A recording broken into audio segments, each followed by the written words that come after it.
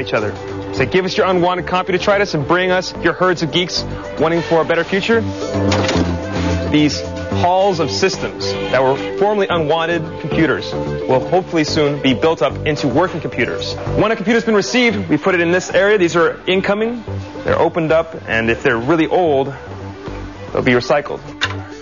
If they actually work, then they will be put in our storage for them to be built. Free Geek is entirely dependent on all of our volunteers. Without our volunteers, we would cease to exist. We have our volunteers come and volunteer 24 hours. They earn a computer, a class, and a year's worth of technical support. They build 5 computers, and they can keep their 6th. Many of these people came here having no computer skills whatsoever, not knowing how to turn a computer on necessarily, having never even touched a mouse before. Well, I did try this one. Free Geek uses open source in all of its technology.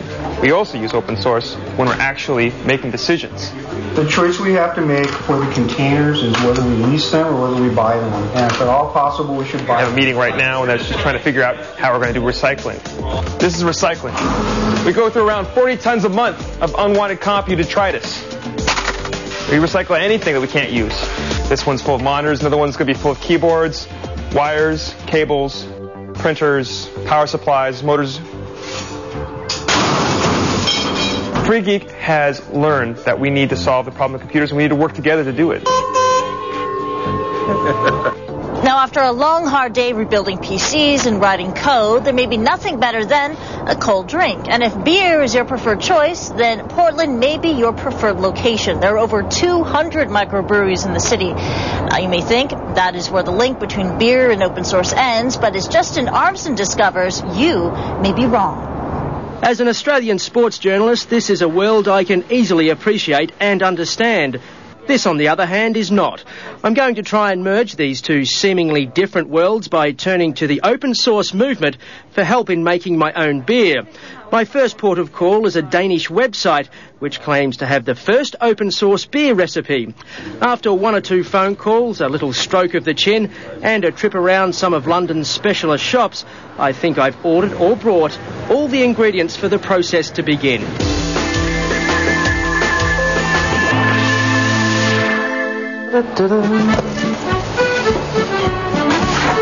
Keg, the hot spuds,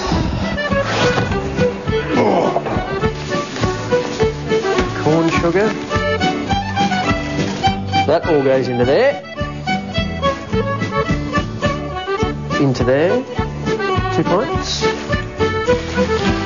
4 pints, and we add this into here. You can see that it looks like beer, doesn't it? Look. Yeah. So sprinkle that around. We put the lid on. While I'm waiting for it to ferment, I decide to go and visit the people behind the beer in Copenhagen. I'm part of Superflex, an artist group. We were teaching at the IT University of Copenhagen. So it was actually an assignment we gave to the student. Try to think the valuable experiences we have from the open source movement. Try to add that concept to other things apart from software. And then beer seemed like an obvious choice. The beer is like licensed under a Creative Commons license, so everybody can basically just use it as long as they credit us. All this talk of beer was making me thirsty. Lucky for me, back in his office, the rest of Rasmus's Superflex team were getting ready to brew their famous beer.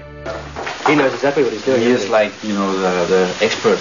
Do you have a few parties around your house, Jack? Oh, yeah, it's really nice. That's the best thing about brewing beer, drinking it afterwards. You're everyone's best friend when you can brew beer, aren't you? Oh, yeah, definitely.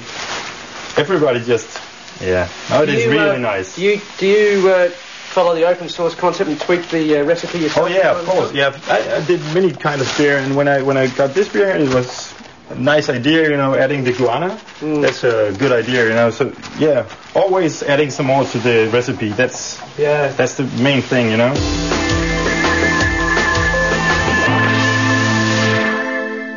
Well, I'm back in Britain and I've transferred my trusty amber liquid to the keg. It looks a bit different to the one the experts made in Copenhagen, and I bet it tastes a bit different as well.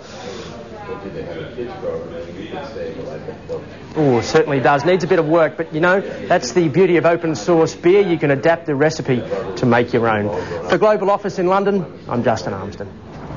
Well, that's it from Portland. And next month, we'll be looking at another topic close to my heart, women in the workplace. But until then, goodbye.